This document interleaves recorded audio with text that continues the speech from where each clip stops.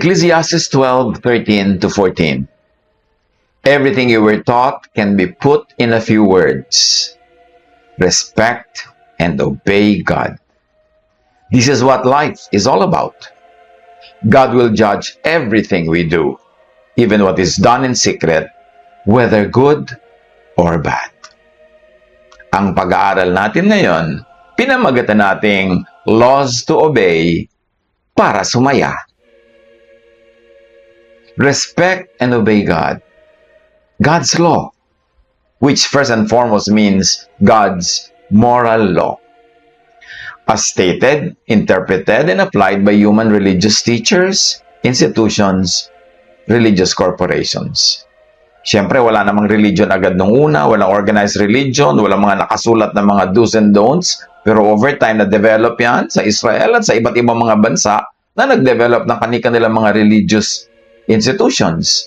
Pero para sumaya ang tao, obey God's moral law. Kasi yan yung mga laws na paglimi-limi, na pag-isip-isip, na interpret, na internalize ng mga generations of people. Na fine-tune nila kung paano nila i-adapt sa buhay nila, ang godliness, ang paniniwala nila, at alam na nila na ang pagsunod sa ganito mga alituntunin, ang daan para sa maaliwalas na pamumuhay. But we should also take note, maraming teachers or prophets or priests, maraming teachings, prophecies, and priesthoods ay ayaw at actually rejected by God. Hindi como yan ay religious institution, hindi como sikat, hindi como maraming member, hindi como dominant, ay tama. At hindi lahat ng manggagaling ng mga katuruan mula sa any religious institution ay godly. Tulad halimbawa sa Isaiah 44:25, it says that God foils the signs of false prophets and makes fools of diviners, overthrows the learning of the wise, and turns it into nonsense. So kita natin dito na sinasalungat ng Diyos ang gawain maging ng mga ilang religious leaders and teachers and institutions. Jeremiah 14:15, therefore this is what the Lord says about the prophets who are prophesying in my name. I did not send them. Those same prophets will perish by sword and famine. Nakita natin ang mga malilinaw na pangungusap ng Diyos tungkol sa mga nagsasabing sila ay mga propeta. At maraming katuruan na sinasabi nila, yun ang turo ng Diyos. Sabi ng Diyos, I did not send them. Those are false prophets, and they will perish by sword and famine. At lalo na si Jesus, napakarami niya mga sinabi laban sa katuruan ng mga Pharisees. Mark 7:9-13, sinabi pa ni Jesus, ang gagaling ninyo.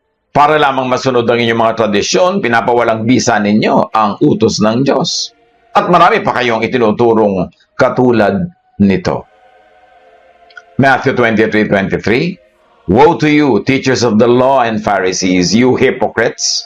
You give 1/10 of your spices, mint, dill, and cumin, but you have neglected the more important matters of the law, justice, mercy, and faithfulness. You should have practiced the latter without neglecting the former.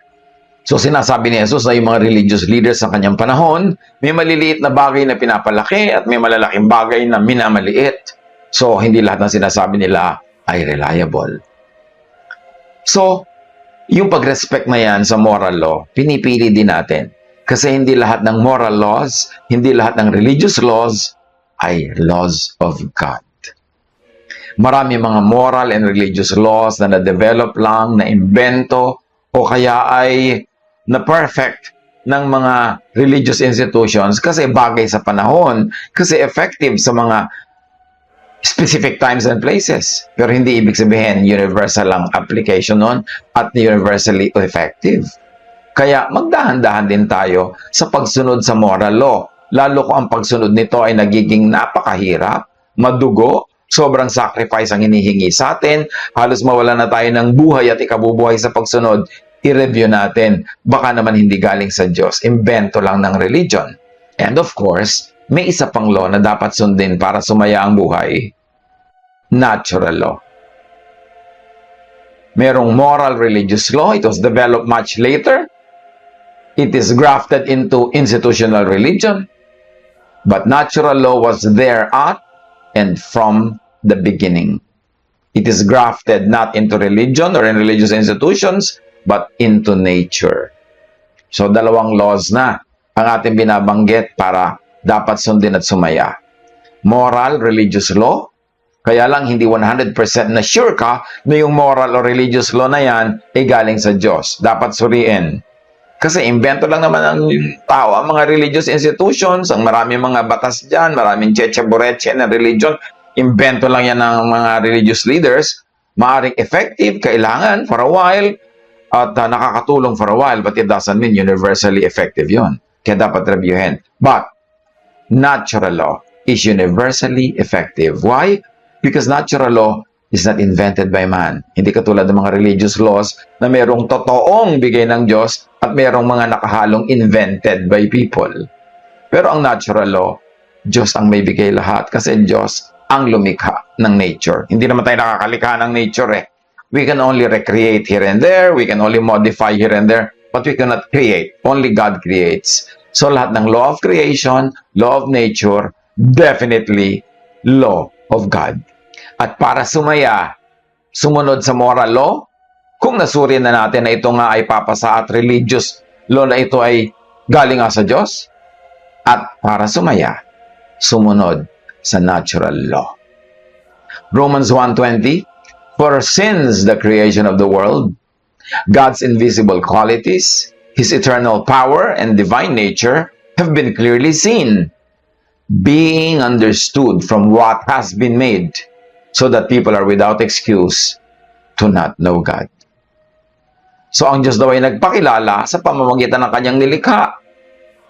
May pakilala ang religion tungkol sa Diyos, pero iba-ibang religion may pagkakaiba-iba ng pagpapakilala tungkol sa Diyos, samantalang iisa ang Diyos. Therefore, doubtful kung 100% correct ang pagpapakilala ng mga religions. Pero ang pagpapakilala ng nature, 100% correct. Kasi hindi pwedeng pakialaman ng tao ang law of nature. It could have only come from the Creator. And God will judge everything we do, how we obey or disobey religious law, up to a point, and natural law, in all points. Laws that govern and shape human life, or laws to obey para sumaya, ano-ano, tulad ng nasabi natin, natural law, at may idadagdag pa tayo, legal law. Romans 13:1, let everyone be subject to the governing authorities, for there is no authority except that which God has established. Ecclesiastes 8:2-3, obey the king's command. Do not be in a hurry to leave the king's presence. Do not stand up for a bad cause, for he will do whatever he pleases. Since a king's word is supreme, who can say to him, what are we doing? So para kasumaya, obey legal law, obey the king, obey the government, at huwag kang magmamadali daw aalis sa king's presence. Ibig sabihin, pakinggan mo talaga kung ano sinasabi, kunin mo buong buo kung ano inuutos sa'yo, para hindi ka malito. Huwag kang magkamali. At huwag ka daw mag-stand up for a bad cause. And in the context of what this is saying, do not stand up against the king. Kasi may kapangyarihan siya at kayang-kaya kanyang parusahan, may kapangyarihan ng Estado para magbigay ng parusa sa mga lalaban dito. Since a king's word is supreme, sino tayo para basta-basta na lamang na magtanong at lumaban? So, yan ang isa sa mga paraan para kasumaya. Huwag kang bumangga sa pader. Kung lalo't hindi naman kailangan at lalong hindi naman malinaw na malinaw sa iyo na nasa panig mo ang Diyos. Huwag bumangga sa pader. What to obey and operationalize to be happy? Moral and religious law. Tulad ng binanggit na natin kanina. Genesis 4:7. If you do what is right, will you not be accepted? But if you do not do what is right, sin is crouching at your door. It desires to have you, but you must rule over it. So yan ang dapat gawin. Kilalanin ang kasalanan, tanggihan, pagwagian. What do you operationalize to be happy? Ano ang iyong papaandarin? Faith. prayer. Matthew 17:20, He replied, at parang sinasabi niya sa mga, you who could not do it, yung dapat gawin, sabi niya, kasi bakit hindi namin magawa? Because you have so little faith. Truly I tell you, if you have faith as small as a mustard seed, you can say to this mountain, move from here to there, and it will move. Nothing will be impossible for you. So para ka sumaya, kailangan nananalig at kailangan marunong ka magpaandar ng pananalig na yan to your advantage para maghanap ang gusto mong maganap. Matthew 21:22, if you believe, you will receive whatever you ask for in prayer. Sino ang makapangyarihang tao? Yung buo ang pananalig. Yung marunong gumamit ng pananalig na ito to ask, to seek, to knock. Dahil sabi ni Jesus, ask and it will be given you. Seek and you will find. Knock and the door will be open to you. Kaya may mga nagsasabi kay Jesus, kung kaya niyo po sana, gawin niyo ito para sa amin. Mark 9:23, if you can, said Jesus, everything is possible for one who believes. Kaya kailangan natin na mag-concentrate, manahimik, mag-meditate, para maunawa natin in a quiet spiritual way kung ano ang kapangyarihan ng pananalig. Kasi pananalig ang tunay na kapangyarihan. Hindi armas, hindi kayamanan, pananalig. Because faith can move mountains. What do you obey? Operationalize and accept to be happy. At ngayon meron ng accept. Kasi meron ng faith, meron ng moral law, meron ng natural law, meron ng legal law. Pero pag ginawa mo ang lahat ng yan, hindi pa rin 100% na magaganap ang gusto mo, pwede pa rin magkabisala. Kasi meron na tayong dapat tanggapin, chance. Meron din nun. Kasali yun sa bilang. Ecclesiastes 9:11, I have seen something else under the sun. Ano daw mga nakita pa ni Solomon sa kanyang katalinuhan?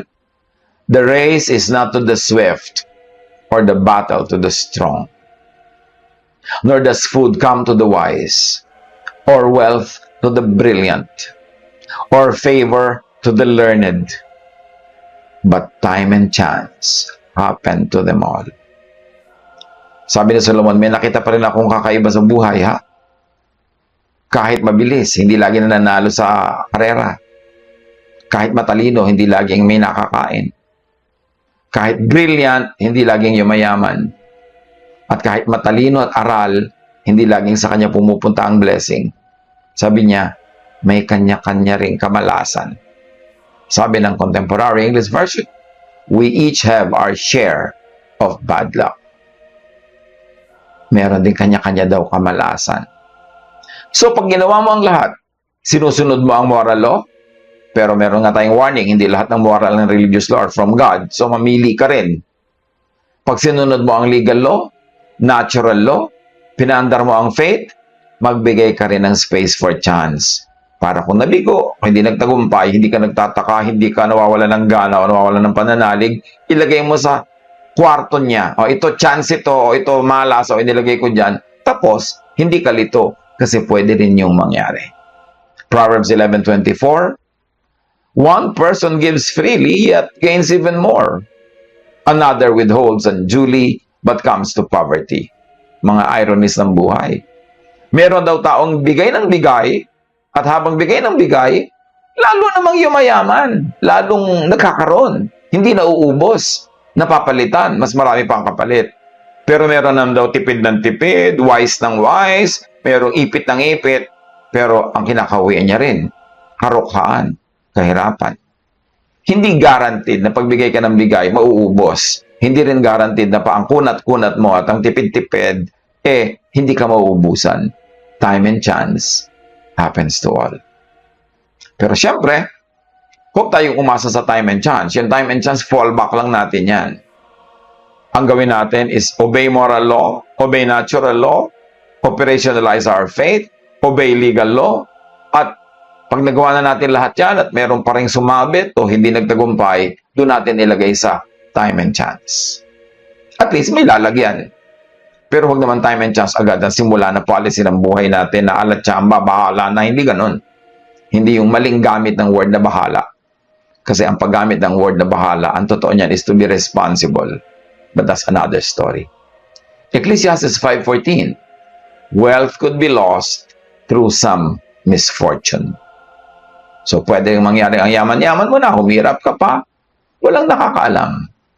Ecclesiastes 8:14, there is something else meaningless that occurs on earth.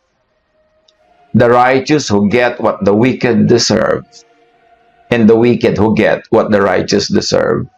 This too, I say, is meaningless. Ano lang ang sinasabi ng lahat ng yan? Nothing is certain. Walang tiyak. Alam ng Diyos ang lahat, pero hindi natin alam. So we only do what is best. We only do the best we can and leave the rest up to God and then accept all the results. Ecclesiastes 11:6, sow your seed in the morning, and at evening let your hands not be idle. For you do not know which one will succeed, whether this or that, or whether both will do equally well. Kahit sa Bible, sinasabi, magtanim ka sa umaga, at sa gabi, maghanap ka pa na ibang magagawang hanap buhay, kasi hindi mo alam kung alin na magtatagumpay, yung itinanim mo o yung ginawa mo nung gabi. Sabi ganon, hindi mo alam yan. O baka naman pareho magtagumpay, o parehong mabigo, o yung isa mabigo, isa magtagumpay. Pero ang dapat, gawin mo kung ano yung kaya mo, the best you can, leave the rest to God, then accept whatever results happen. Sa quantum physics, sinasabi rin yan. All possible states and possible futures of a particle exist at the same time. Pwedeng mangyari ang kahit anong possibility. There is not one definite state, outcome, or future until observation is done. Observation, measurement, prediction will collapse all possibilities into just one out of the many possibilities. But you will never know where it will lead until you get there.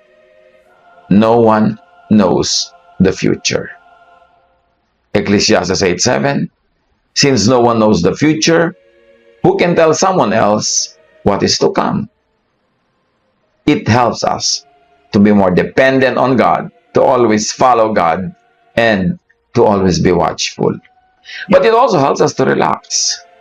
Kasi, hindi naman lahat ng nagpapagod, umaani. At hindi lahat ng hindi nagtatanim ay hindi na nakakaani. Pero, generally speaking, dapat magtanim para umani.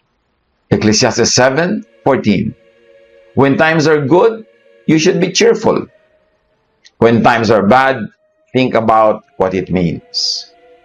God makes them both to keep us from knowing what will happen next. Kailangan natin mag-exercise ng faith. So pag daw masaya ang panahon, magsaya. Pag malungkot, isipin mo, Diyos din ang may bigay niyan. At pinapayagan ng Diyos yung mga extremes, kahit alin dyan, para hindi natin mabatid at mahulaan kung ano mangyayari pa sa future. Lagi na lang tayong umasa, take one day at a time, take one step at a time. Matthew 24:36, tungkol daw sa kung kailan magaganap ang magaganap, sabi ni Jesus, but about the day or hour, no one knows, not even the angels in heaven, nor the Son, but only the Father. So you see, walang nakakaalam ng future, not even Jesus, in that specific subject, but only the Father. So leave it up to the Father. Huwag natin problemahin yung dapat Diyos lang ang may alam, para relax tayo sa buhay. Now learn from the past and forget its sorrows. Yan ang katuturan ng nakaraan. Yan ang kabuluhan at yan ang gamit ng nakaraan. Matuto tayo sa nakaraan. Pero limutin na natin ang mga lungkot ng nakaraan. Huwag nang paulit-ulitin pa. Ang ulitin lang yung learning. Huwag na yung mga negative feelings. Philippians 3:13, brothers and sisters, I do not consider myself yet to have taken hold of it. But one thing I do, forgetting what is behind and straining toward what is ahead. You want to be happy in life? Learn from the past, but leave all the negative feelings behind.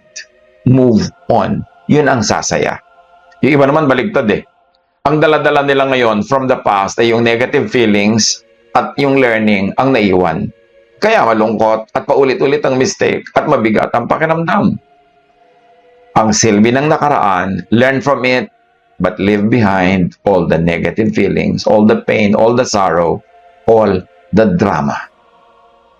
Participate in the shaping of your personal present and future. Tumulong, gumawa, pero huwag sobrang anxious. Matthew 6:34. So don't be anxious about tomorrow. God will take care of your tomorrow too. Live one day at a time. At i-consider natin ang quantum logic. Quantum mechanics says that certain events occur with a probability and are not wholly determined. That doesn't mean that they have no cause, just that they have no complete known cause. In other words, some things behave as they are simply because they are. In so many words, may mga bagay na mangyayari at mangyayari. Ang ending ay ganito at ganon, pero hindi natin alam kung paano dumadating sa ganong ending. Hindi natin alam ang detail, pero ang general result ay madaling malaman. Consider the pachinko board. Sa Japan, may mga laruan sa mga neighborhood na para may mga bolang mahuhulog-hulog doon sa mga butas-butas. At pag pinuntahan nun yung tama, ay mananalo ka. Pagka hindi pumunta sa dapat ay para sa'yo, mananalo ka.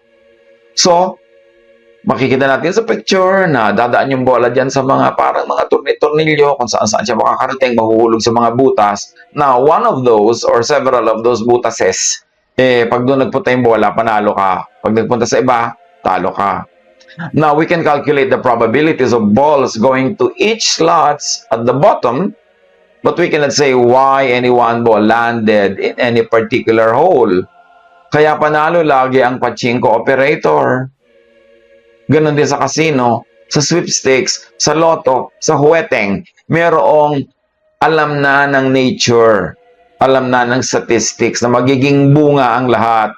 Halimbawa, sa sweepstakes, halimbawa, sa lotto, alam na may mananalong isa o baka wala pa nga, pero merong 1,000 tataya, talo sila lahat. Kaya laging panalo yung lotto office, laging panalo yung sweepstakes office, laging panalo yung casino. Pag nagpunta kayo sa casino para kumain, makikita nyo kung ano mga nangyayari. Ang daming ilaw, ang daming carpet, ang daming tauhan, ang daming kinusweldohan, ang daming mga luho, ang daming magagandang view, mga painting, mga bulaklak. Sino nagbabayad ng lahat ng yon? Di yung mga natatalo doon. Saan kukuha ng perang igagastos kung hindi talo yung mga nagpupunta doon? Pero bakit? May laro pa rin ang laro. Kasi sa 100 laro mo, may isa kang panalo. Feeling mo laging may chance ka manalo. At laging may chance, pero the law of probabilities already tell you, ang mananalo yung casino, yung may-ari ng pachinko, yung merong pahuweteng, siya ang mananalo at siyang yayaman, hindi ikaw. Kasi alam na ganun ang kakahinatnan. Yung detail lang ang hindi alam, like sino ang tatama, aling number ang mananalo, aling butas ang pupuntaan ng bola, pero alam na nating mananalo at mananalo yung may palaro. Everything is in God's hands. Everything follows the law of nature. Yung marunong makaunawa ng law of nature at marunong gumamit nito to their advantage, tulad ng mga nagpapaandar ng mga casino, yun ang nakikinabang sa law of nature. And as we can say, it is opposed to the law of religion, diba? To the law of morals. Pero may morality law, may natural law, may time and chance, kaya may mga ganyang bagay sa ating paligid.